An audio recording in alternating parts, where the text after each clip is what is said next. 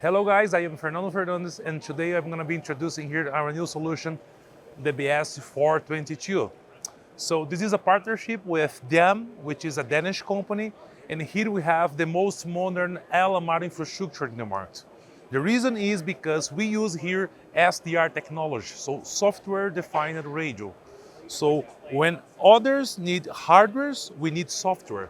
And the result is the most compact and flexible solution in the market. Believe it or not, but here we have up to 4 repeaters.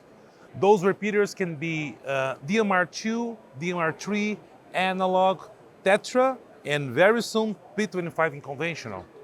So basically, we can mix all together into a single network, or we can do separate networks. It's up to you. Also, we have included here the combiners and the duplexers and the trunking controller. So we don't need that small and that big and expensive infrastructure anymore.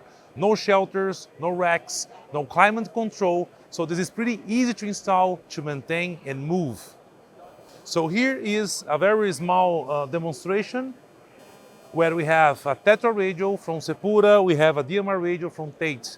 They are originally different technologies, they don't talk to each other, but using our system, we can integrate as a single network.